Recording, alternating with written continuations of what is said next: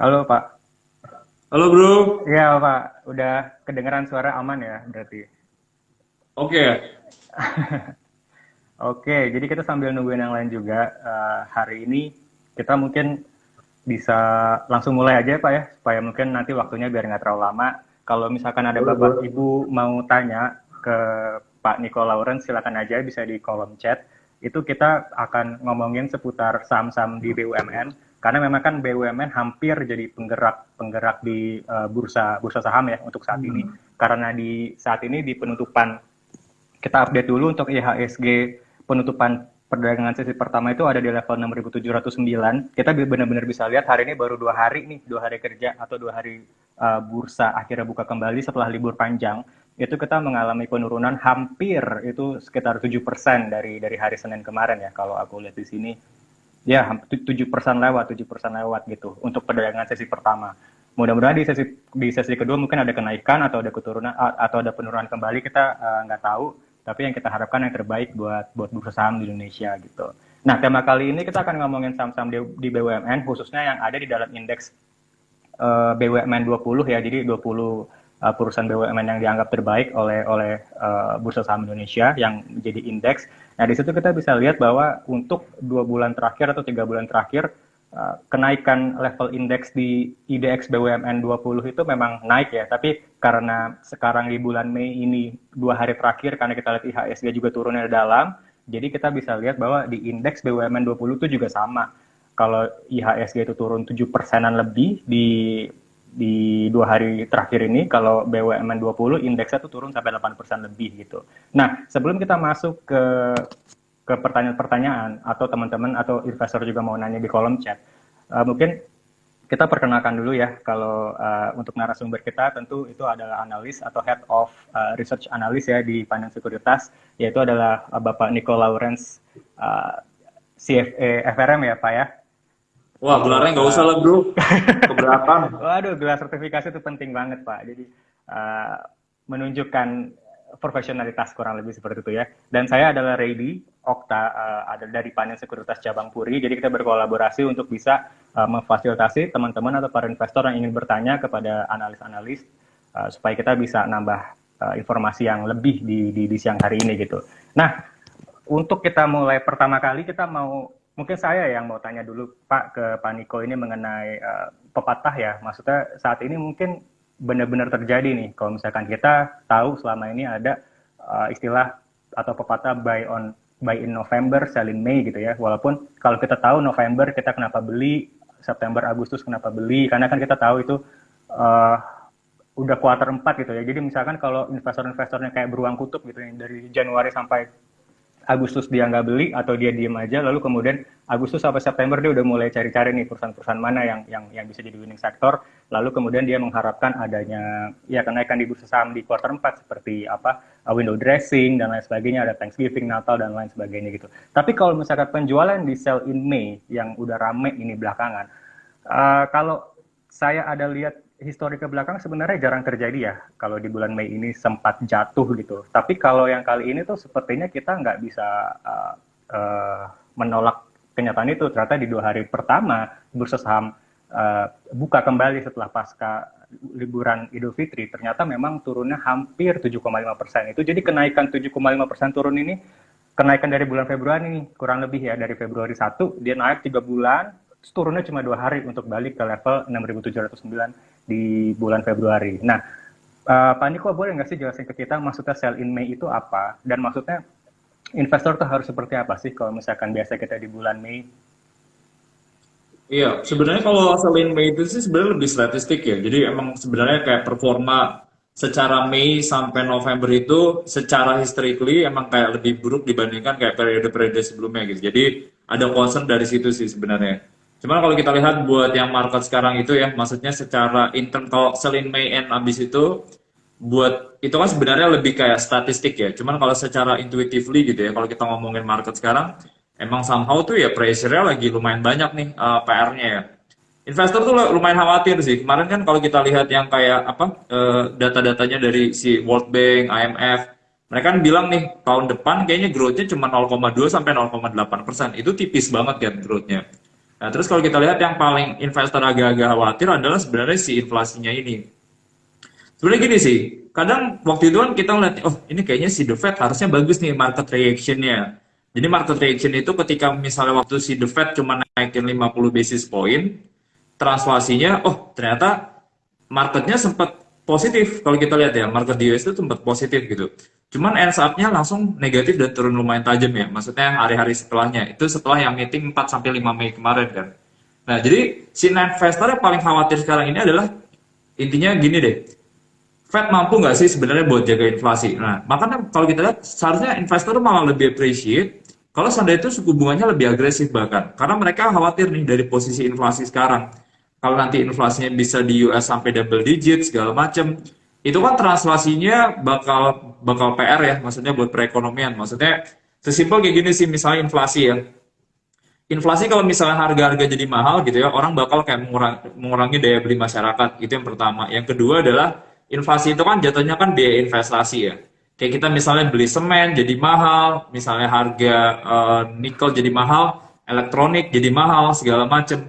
Jadi sebenarnya biaya investasi pun itu jadi mahal gitu. Nah, jadi itu. Nah, jadi si investor ini kayak nggak suka nih sebenarnya kalau seandainya itu, wah, The Fed kok kayaknya mereka kayak nggak ada trust gitu bahwa di si The Fed ini itu nggak bisa ngatasin inflasinya itu tadi gitu. Jadi itu sih yang sebenarnya market jadi concern yang lumayan signifikan. Translasinya kenapa kayak di Indo tuh ya, maksudnya pressure-nya kayaknya lumayan dalam ya dibandingkan sama bursa-bursa yang lain. Selain dari sisi akumulasi, cuman kerasa banget nih bro, kalau misalnya dari sisi komoditasnya. Indonesia itu kan sebenarnya kenapa kalau kita lihat flow-nya dari awal tahun sampai sekarang itu kan flow-nya lumayan bagus ya. Kalau kita lihat ya, flow asing tuh tiap hari 1 triliun, 2 triliun, kencang banget gitu. Karena sesimpel Indonesia itu emang ya pure commodity play.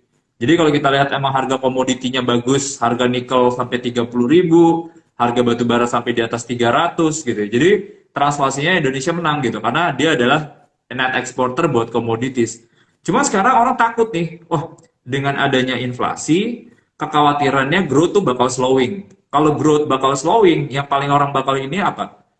Komoditi. Karena komoditi itu kan temenan sama growth kan. Jadi kalau misalnya growth pertumbuhan ekonominya ada, permintaan komoditasnya ada. Cuman kalau growth-nya slowing, permintaan komoditasnya turun. Indonesia adalah yang lumayan kena di situ. Jadi ceritanya di situ. Terus yang kedua sebenarnya gini sih.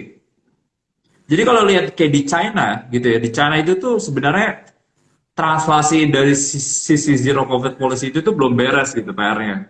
Jadi intinya mereka Shanghai Beijing itu masih lockdown. Translasinya juga ya udah kalau ibaratnya nanti mereka growth-nya bakal slowing, pasti si Indo kena juga. Karena dia itu adalah yang paling banyak beli komoditisnya ke Indo kan. Dia kan importer komoditis paling gede di dunia. Nah, jadi itu sih yang sebenarnya menurut kita jadi lumayan pressure ya. Karena udah lumayan agak hati-hatinya gini sih. Mungkin awal-awal investor lihat, oh kayaknya rupiahnya kuat. Cuman kita lihat kemarin rupiah itu sempat 14.500 gitu. Sebelum ini 14.300. Ya kita tahu lah bahwa kalau rupiahnya ini udah agak goyang, nggak stabil gitu ya. Pasti si investor itu juga agak takut gitu jadinya. Nah, mungkin itu sih, bro. Kalau dari Amerika, The Fed kan udah resmi naikin suku bunga sekian basis point, 0,5 atau berapa gitu, 50 basis point. Nah, kalau misalkan Indonesia kemungkinan akan nyusul juga, diperkirakan mungkin ya di masa yang akan datang itu pengaruhnya itu ke bursa saham seperti apa ya kurang lebih ya? Maksudnya kalau misalkan kita coba bicara lebih versi apa ya, lebih supaya kita ngerti ya Pak ya. Jadi misalkan kalau misalkan di Indonesia itu naikin suku bunga, itu akan berpengaruh nggak ke imbal hasil obligasi, misalkan ke ORI, SUN, dan lain sebagainya gitu ya, sehingga nanti ke depannya kalau misalkan imbal hasil itu naik, bursa saham itu kemungkinan ditinggalin investor, lalu dan masuk ke bursa saham itu ditarik untuk masuk ke suatu utang negara gitu, misalkan seperti itu. Lalu nanti ke depan angkan itu gimana cara dia dapat profit, bahkan bank buku 4 yang misalkan BUMN, misalkan kayak BBNI, BBRI itu kan, dia juga kemungkinan akan lebih sulit memberi kredit gitu ya ke masyarakat. Jadi kalau kita lihat kayak secara historically, kita tuh pernah naikin suku bunga tuh yang kayak kita ngomongin mungkin 10 dan 15 tahun terakhir ya. Iya. Dulu pernah tuh zaman-zamannya Kalau 2009, di Paniko kedengeran kok. 2014, 2018 sama kemungkinan nanti gitu. Mm-mm. Jadi kalau kita lihat zaman-zaman 2009, 2014 itu tuh market reaction-nya selalu negatif ya. Kalau ibaratnya ada kenaikan suku bunga karena secara intuitively kayak gini sih sebenarnya. Kalau misalnya suku bunga itu naik, itu kan translasinya kan pasti ada kenaikan beban bunga. Kalau kenaikan bunga, pasti kan laba bersihnya tuh pasti nggak begitu bagus karena kita tahu lah nih company di ISG aja debt to equity. Debt to equity itu 40% gitu. Jadi pasti ada utang, pasti itu akan translasi ke earnings itu nggak begitu bagus. Terus yang kedua sebenarnya sesimpel kalau kita lihat gini sih, maksudnya dengan adanya kenaikan suku bunga gitu ya, pastikan translasinya orang tuh punya ekspektasi imbal hasil. Nah, jadi intinya kayak ada istilah makanya dari situ translasinya pasti valuasi ESG-nya juga nggak begitu bagus. Jadi setiap respon suku bunga itu biasanya market tuh reaksinya nggak terlalu positif. Cuma mungkin melihatnya gini ya, 2009 sama 2014 kita koreksinya lumayan dalam. Cuman kalau kita ngeliat 2018 koreksinya tuh tipis gitu. Dan kalau kita lihat itu sebenarnya fase sekarang itu mirip sama zaman-zamannya 2018 kemarin. Karena sebenarnya secara positioning itu tuh jauh lebih kuat sebenarnya. Maksudnya 2009-2014 itu kan isunya adalah waktu itu ada kayak taper tantrum juga ya. Waktu itu dana kembali ke US, ada waktu itu zaman-zamannya post subprime mortgage dan lain-lain gitu. Cuman kalau kita fundamental Indo secara spesifik, itu kelihatan nih misalnya kalau ngomongin sekarang cadangan devisa kita pun tuh kuat banget. Sekitar 7 kali bulan import 145 billion US dollar. Nah, jadi kalau misalnya ada apa-apa ke nilai tukarnya masih bisa dijagain. Terus habis itu yang kedua dari sisi posisi sekarang ya. Kalau kita lihat ekspor kita tuh bagus banget gitu ya translasinya. Kita trade surplus. Jadi itu bagus. Terus kalau kita lihat tuh kondisi utang kita juga masih manageable. Masih kayak sekitar 40% terhadap PDB. Masih kejaga gitu. Jadi sebenarnya kalau kita lihat sih fundamentalnya pasti posisinya tuh ibaratnya pasti akan ada potensi koreksi itu harusnya ada ya. Cuman kalau kita lihat sih harusnya nggak akan parah kalau kita lihat sama kayak zaman-zaman 2009 sama 2014. Mungkin itu ya translasinya. Cuma pertanyaan gini sih sebenarnya kapan nih timingnya kira-kira si The Fed ini atau misalnya BI bakal naikin suku bunga. Sebenarnya gini ya maksudnya kalau kita ngomongin di Indo itu tuh sebenarnya kayak masih lumayan kejaga lah inflasinya dibanding negara lain. Kalau kita banding kita, Eropa, Amerika gitu, posisi kita tuh masih lebih kuat. Inflasi kita tuh terakhir tuh sekitar 3%-an gitu. Kalau kita bandingin sama US itu kan sekitar 8%-an. Nah, jadi lumayan kejaga nih maksudnya dari sisi inflasi dalam negeri. Jadi kalau kita lihat nanti The Fed naikinnya bahkan sampai 9 kali, Indonesia mungkin nggak akan seagresif itu. Kita naikinnya mungkin cuma 2 kali. Nah, jadi intinya sebenarnya nggak akan yang terlalu dampaknya nggak akan selalu nggak negatif banget gitu sebenarnya buat buat market. Mungkin itu ya sebenarnya. Jadi harusnya kita lihat positif sih. Terus yang kedua gini ya, maksudnya menurutnya kalau buat saya sih sebenarnya sampai akhir tahun sih harusnya growth-nya masih lumayan ada nih. Maksudnya even dengan nanti kenaikan suku bunga, pasti kan suku bunga itu kan pasti translasinya, aduh, pasti growth-nya bakal keganggu nih. Nah, cuman kalau kita ngomongin Indo gitu ya, maksudnya growth tahun ini masih akan lebih tinggi dibandingkan growth tahun lalu. Tahun ini tuh kita ekspektasi tumbuhnya tuh sampai 5,2%, 4,7 sampai 5,2. Tahun lalu tuh kita 3%-an. Nah, jadi ketika negara-negara lain ekspektasinya mengalami perlambatan, growth-nya Indo tuh masih tumbuh dan bahkan lebih tinggi gitu. Jadi ceritanya masih ada sih. Jadi menurut kita kalau misalnya suku bunga ini bakal ada kejadiannya nanti di second half. Kita nggak lihat mungkin di meeting bulan Mei, Juni. Nah, mungkin lebih kejadiannya antara nanti Juli atau September buat kenaikan suku bunganya itu tadi. Nah, jadi intinya harusnya market masih ada ruang nih kalau Bapak Ibu misalnya mau pegang sampai akhir tahun gitu karena translasi ceritanya masih lumayan ada sih. Oh iya, cuma tadi pertanyaan ada yang soal perbankan ya. Tadi agak putus-putus sih. Saya cuman intinya sih kayak kalau saya tangkap sih sebenarnya kayak gini. Intinya kalau buat perbankan gimana? Nah, banking ini sebenarnya itu lumayan winner ya ketika misalnya ada kenaikan suku bunga gitu. Translasinya kayak gimana? Jadi gini sih sebenarnya. Mungkin investor tuh kita harus kayak pernah backtest lah dulu lah. Jadi maksudnya kondisi sekarang kan investor tuh agak sedikit kok ini mirip zaman-zaman kayak tahun 79 ya sama tahun 82 gitu ya ketika namanya ada stagflasi gitu kan. Stagflasi ketika inflasinya lagi tinggi banget, growth-nya turun terus. Nah, di situ yang dilakukan dari sisi kebijakan moneter, mereka naikin lah suku bunga. Kalau kita lihat di situ, sektor-sektor yang perform itu adalah selalu adalah sektor-sektor financial kayak banks. Kenapa gitu? Oke, yang kalau kita lihat secara share price naik ya, ya kita mungkin share price itu kan mungkin nggak berbanding lurus sama fundamentalnya. Cuman kalau kita ngomongin secara intuitif gitu ya, maksudnya sektor perbankan itu kan ketika misalnya kenaikan suku bunga, mereka akan ada ruang untuk menaikkan, mereka punya suku bunga kredit kan. Pasti ada Ya, kayak gitu kan, mereka naikin suku bunga kredit. Iya Pak, cuman kan bunga depositonya juga naik gitu. Maksudnya kan kalau bank ini kan bisnis modelnya dia pinjem uang sama orang, maksudnya kayak kita nabung ke bank, ada giro, ada deposito, mereka bayar lah bunganya. Habis itu bunganya itu uangnya mereka salurin kan, mereka kan jatuhnya kan kayak intermediaries lah kasarnya.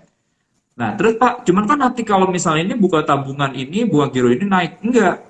Karena sih biasanya kalau orang nabung di bank itu, mereka tuh nggak terlalu sensitif sama si suku bunga itu tadi. Jadi mau suku bunga dinaikin, orang nggak bisa dibilang ya kalau buat bank-bank gede ya. Orang tuh nggak akan ada yang alasan tuh buat nabung karena mereka ngincer misalnya bunganya berapa gitu. Mungkin ada, cuman kecil banget gitu. Secara ini sebenarnya mereka lebih mentingin dari sisi infrastrukturnya ada atau enggak. Mobile bankingnya, internet bankingnya, kemudahannya, ATM-nya, dan lain-lain. Jadi mereka ibaratnya insensitif tuh sama si biaya bunga itu tadi. Nah, jadi biaya bunganya bisa dibilang sama, cuman bank ini bisa ada ruang buat naikin suku bunga dasar kreditnya mereka. Nah, jadi translasinya pasti ada namanya potensinya tuh marginnya bakal sama atau meningkat. Apalagi tahun ini tuh si bank-bank ini udah nggak terlalu banyak restrukturisasi kredit ya, karena restrukturisasi kredit itu kan ceritanya nggak terlalu bagus ya buat bank ya, ceritanya jelek lah sebenarnya, karena restrukturisasi kredit itu tuh translasinya kayak si bank itu nahan nih, ibaratnya dia harusnya dapat bunganya, dia bilang ya udah deh gak usah bayar bunga dulu, nanti aja ditahan. Nah kalau kayak gitu kan jadi pendapatan dia jadi makin dikit kan. Cuman kalau makin dikit yang direstrukturisasi, translasinya pasti mereka punya kayak aset yield lah namanya gitu. Maksudnya bunganya, bunga terhadap aset yang mereka salurin jadi kredit itu pasti bakal naik gitu. Nah, jadi translasinya ada ruang tuh, oh NIM-nya sih harusnya bakal bagus secara profitabilitas. Jadi kalau dari saya sih sebenarnya kalau misalnya market lagi kayak gini, arah suku bunga naik, banknya koreksi, ambilnya bank gitu. Karena dia benar-benar bisa oke. dibilang benefit lah dengan kondisi saat ini. Mungkin itu sih bro. Tapi banyak ya, kalau misalkan kita mau ngomongin BUMN, mungkin 20, di indeks 20 perusahaan itu mayoritas isinya adalah pertambangan, komunitas ya, sama perbankan gitu. Memang ada beberapa konstruksi, saham konstruksi juga ada telekomunikasi seperti Telkom. Tapi coba kalau konstruksi sama telekomunikasi kita kesampingkan dulu, karena sekarang kan harga saham kan turun semua. Jadi kita bingung milih yang mana kalau misalkan untuk investasi 1 tahun atau 2 tahun ke depan gitu. Nah, kira-kira kalau kita milih winning sektor di sektor BUMN, itu antara kan sama komoditi yang mungkin beberapa hari ke depan harga bisa turun, jadi kita kelihatannya tuh bisa bisa masuk di situ. Kalau menurut Pak Niko nih, dengan situasi perekonomian sekarang, karena tadi sudah sempat dimention perbankan itu oke, tapi yang mau mempertimbangkan untuk masuk ke komoditas pertambangan itu juga makin banyak karena harganya makin turun nih Pak Niko. Jadi kira-kira kalau dibandingin sektor pertambangan sama sektor atau energi ya sama sektor perbankan, kira-kira lebih lebih peluangnya lebih tinggi yang mana nih Pak? Perbankan sama komoditas ya, peluangnya gimana? Sebenarnya gini ya, kalau misalnya perbankan itu sebenarnya kadang kalau kita mikirnya kan mereka tuh kapitalisasi tuh gede banget sebenarnya. Jadi kalau kita lihat dari sisi movement beda lah kalibarnya big cap sama kita bandingin sama mid cap sama small cap ya. Jadi pasti potensi upside-nya itu pasti bisa dibilang lebih gede di yang kayak modelnya lebih ke commodities base ya. Nah, cuma kalau kita ngomongin saham itu kan kita harus lihatnya dua sisi ya. Ada rewardnya sama risknya.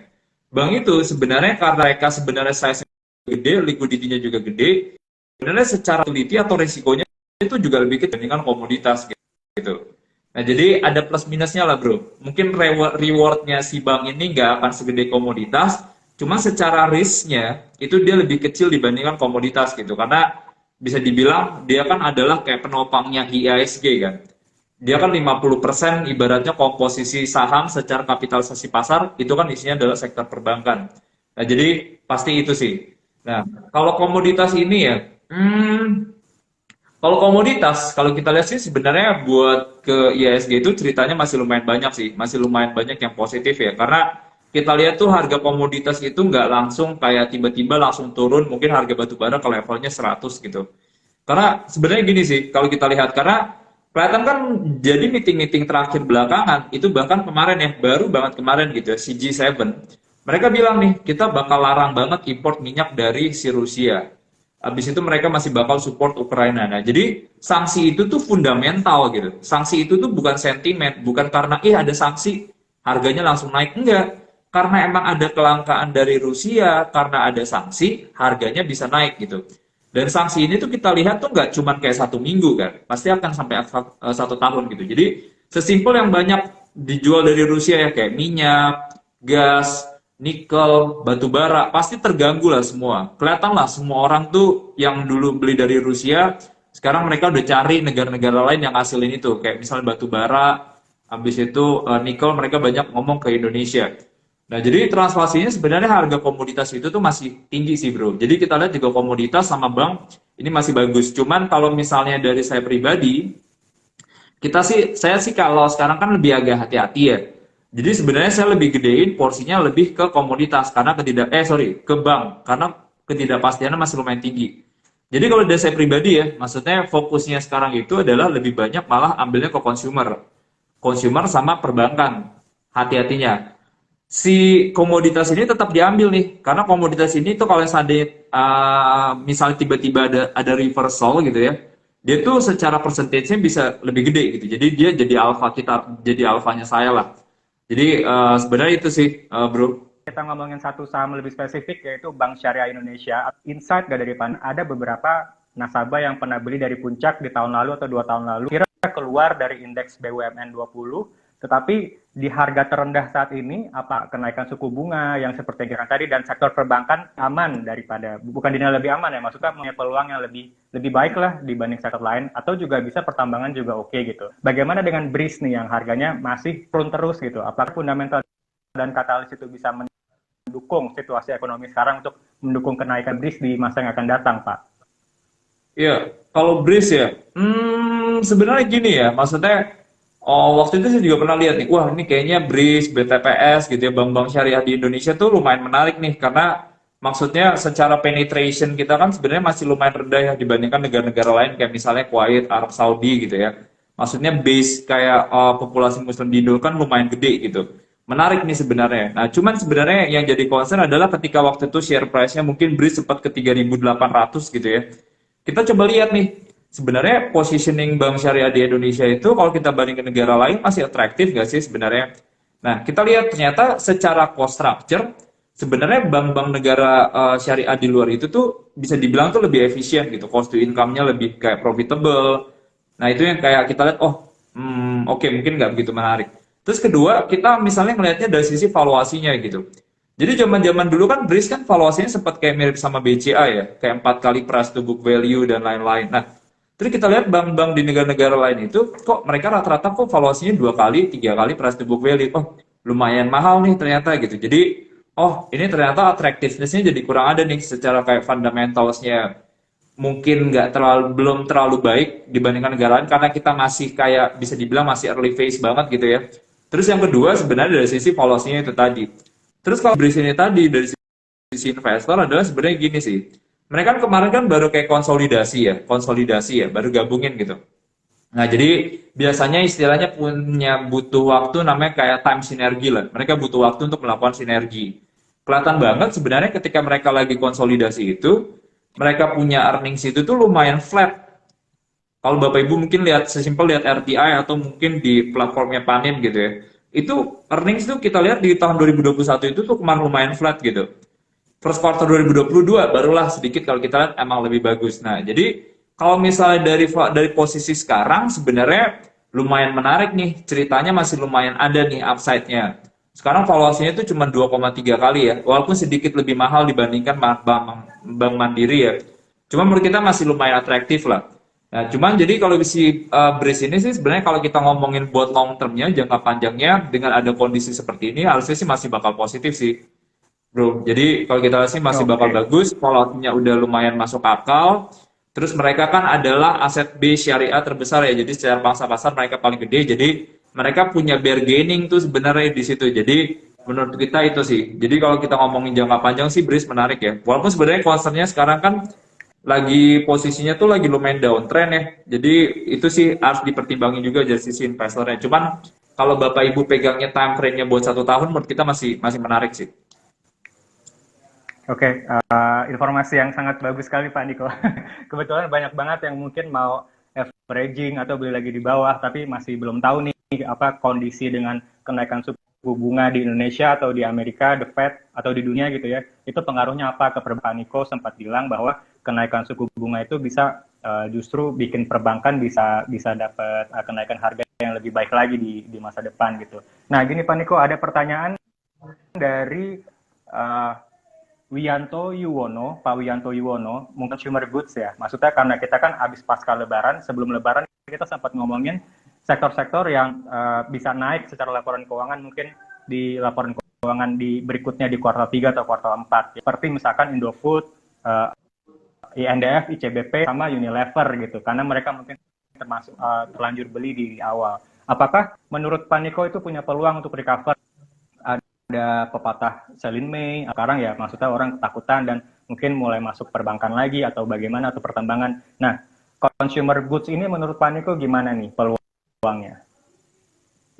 Consumer goods menarik sih. Ya mungkin saya pernah highlight juga kemarin ya. Mungkin zaman-zamannya sebelum sebelum koreksi sekarang ya. Saya lihat consumer goods ini lumayan menarik karena selalu sama nih. Ibaratnya behavior investor itu kan kayak zaman-zamannya dulu tahun 2002 pas krisis bubble.com, 2008, pas 2014 selalu sama nih. Jadi ketika orang lagi takut, orang tuh pasti lagi ambilnya sektor yang defensif gitu ya. Mereka beli emas, mereka beli nilai tukar kayak yen gitu ya. Mereka beli kayak sektor defensif kayak consumer goods. Kelihatan banget sektor consumer goods itu akan lebih perform ketika marketnya tuh mau crash. Selalu kayak gitu cycle-nya. 2002, 2008 selalu sama cycle-nya. Nah, di posisi sekarang menurut kita tuh si sektor consumer goods itu tuh udah lumayan atraktif ya secara valuation ya. Kalau kita lihat kayak contohnya gitu ya, si sekarang di si Unilever ya. Si Unilever itu kalau kita ngelihat dari sisi valuation, sekarang aja tuh price earnings-nya tuh udah 20 kali gitu. Padahal kita tahu dulu tuh Unilever tuh 30 kali, 40 kali price earnings. Jadi lumayan lumayan murah nih sebenarnya dari sisi sekarang. Terus yang kedua gini sih sebenarnya.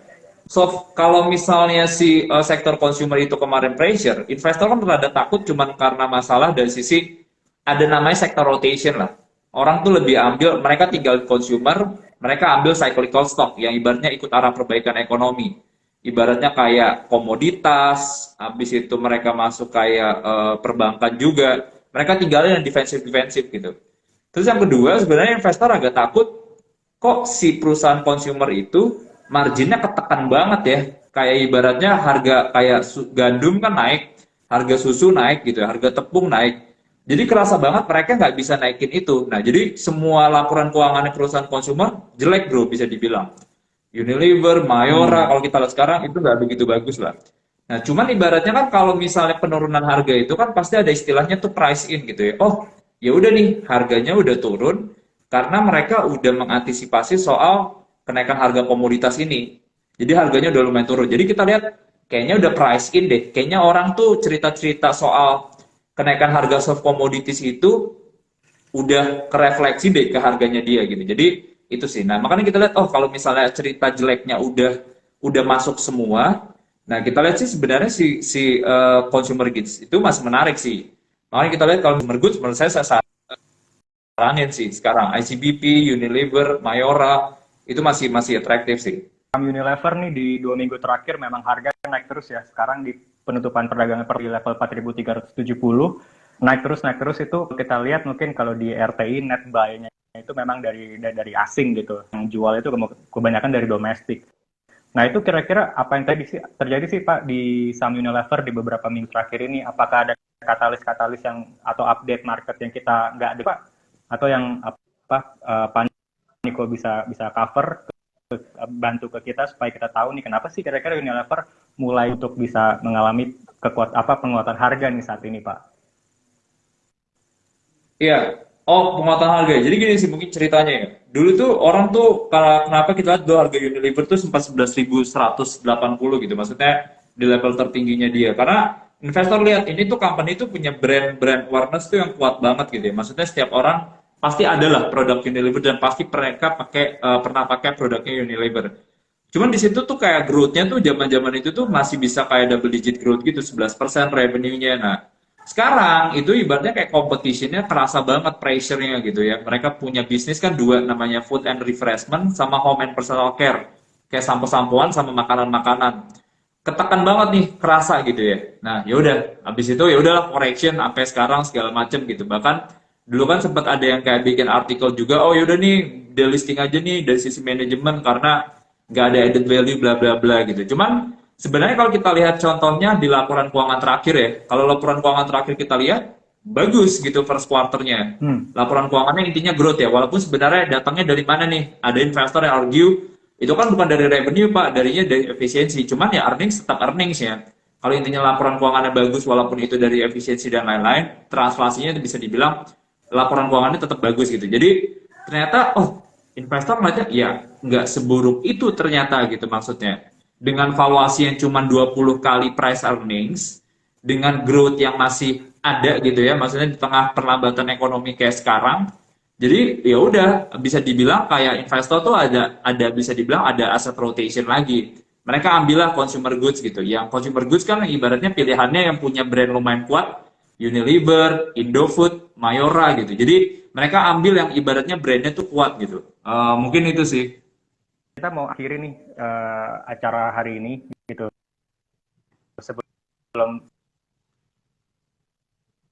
penutupan, mungkin ada pesan Pak mengenai investor yang lagi hold saham di BUMN maupun mungkin BUMN ya, untuk menanggapi paparan Selin May ini, apa yang mesti mereka lakukan? Karena penurunannya cukup dalam ya, apakah lebih baik mereka melakukan averaging atau compounding saham, mungkin mereka nabung saham, atau mereka lebih baik diam aja sampai di titik-titik tertentu, atau lebih baik mereka menyelamatkan dulu dananya, lalu kemudian lihat sentimen ke depan seperti apa, lalu mereka masuk lagi Pak Iya. Ini agak susah sih ya. Ini ngomonginnya soalnya market timing ya. Maksudnya kalau keputus saya ya tuh Pak. selalu baca sih, kayak saya tuh penganut yang bilang bahwa no one can time the market ya. Maksudnya susah tuh buat cari yang ini ibaratnya kita masuk besoknya langsung rebound, itu susah banget. Ibaratnya nggak ada lah, mungkin sesekali benar tuh mungkin pasti ada lah. Cuma kalau 100% benar tuh susah banget sih. Ini saya cuma sharing ya, maksudnya kalau dari saya pribadi, saya tuh waktu itu emang sebelum liburan, saya udah jual semua saham saya, cuman kayak 5% aja, 5-10% gitu dari total porto. Karena saya cuma rada takut meeting the Fed itu tadi, 4-5 Mei. Jadi saya takut lah sebenarnya di situ. Plus kalau kita lihat kan lumayan panjang tuh liburnya ya. Jadi 20%. Posisi sahamnya tuh udah 20% gitu. Cuman apakah misalnya dibilang jaminan besok bakal masih turun lagi, apa besok naik lagi atau gimana, kita agak susah sih. Cuman karena saya sebenarnya lumayan time frame investmentnya lumayan panjang, at least kayak 6 bulan sampai 1 tahun, saya believe bahwa si IISG ini sampai akhir tahun tuh masih bisa ke level 7.400 gitu. Jadi kalau sekarang 6.700, sekarang habis itu 7.400, upside-nya kan masih ada sekitar 700-800. Jadi upside-nya masih lumayan banyak ya. Jadi itu yang saya lakukan gitu. Oh, sekarang saya lihat nih upside-nya masih lebih tinggi dibandingkan kalau saya taruh deposito, saya lebih tinggi kalau saya dibandingkan ke obligasi. Obligasi nggak terlalu atraktif lah ketika misalnya ada kredit. Cuman saya lihat nih alternatif investmentnya nggak terlalu banyak sebenarnya, masih banyak yang masih lebih menang di saham. Ya udah saya masuklah bertahan. Maksudnya saya masuklah bertahap gitu. Ibaratnya kalau saya nggak kenapa saya nggak langsung. Kalau saya beli, kalau selama ini kan asingnya kan kita bisa dibilang ngikutin dana si asing ini ya. Maksudnya kalau misalnya foreign flow-nya itu kan lagi banyak keluar gitu sekarang. Makanya saya nggak mau terlalu agresif juga karena flow-nya belum masuk juga gitu. Nanti flow-nya mulai masuk barulah kayak saya bisa lebih agresif lagi. Mungkin itu sih gambarannya. Jadi saya tuh masih masuknya masih bertahap, masih nunggu nanti kira-kira tuh flow dari dana asing tuh bakal signifikan kapan gitu. Jadi itu sih. Makanya saya waktu itu selalu bilang sih, as long as dana asingnya itu masih lumayan kuat gitu ya, masuk ke Indo, ke ISG-nya, ya kita ikutin aja. Cuman kalau kelihatan udah lumayan diminishing, udah lumayan keluar, ya kita ikut keluar aja gitu. Maksudnya itu buat kayak dari sisi risk mitigation-nya sih. Mungkin itu sih bro ya. Oke, Pak Niko, terima kasih banyak pesan-pesannya. Mungkin itu Siap. sebagai penutup juga ya untuk para teman-teman yang lagi hold saham-saham BUMN, karena sekarang juga lagi penurunan atau ada upside down gitu ya. Maksudnya harga turun ke dalam ke bawah dan semoga nanti besoknya akan naik lagi ke level 7.000 atau bahkan lebih. Di mana IHSG itu sempat di level 700-an kurang lebih. Kita harap harganya bisa naik terus. Nah, sebelum penutupan juga ada beberapa rencana perusahaan BUMN sebagai informasi aja yang akan IPO di tahun 2022 akan ikut meramaikan bursa saham.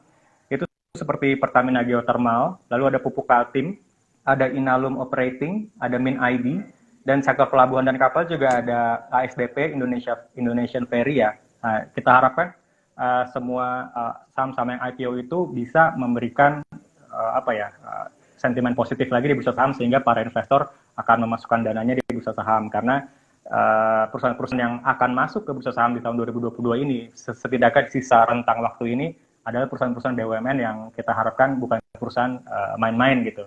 Jadi punya skala yang besar dan besar kemungkinan mungkin suatu saat bisa masuk ke blue chip di mana dia punya market cap mungkin di atas 10 triliun kurang lebih seperti itu. Oke Pak Niko, kalau begitu terima kasih atas waktunya. Thank you Sama bro. informasinya, iya. Dan teman-teman para investor juga semoga ke depannya terus positif ya dari income supaya bisa tetap cuan karena kita tahu di mana pada saat ada penurunan tajam di situ akan ada reversal untuk naik kembali. Cuma kita nggak tahu kapan. Kita harapkan adalah kita siap nggak untuk bisa nangkep pada saat harga saham saat ini. Itu kita berani nangkep apa nggak pada saat jatuh gitu. Kuncinya di situ aja. Oke. Kalau gitu kita tutup acara hari ini. Terima kasih banyak Pak Niko dan para investor yang lain. Saya pamit dulu untuk Ya, hari ini. thank you Terima semuanya. kasih.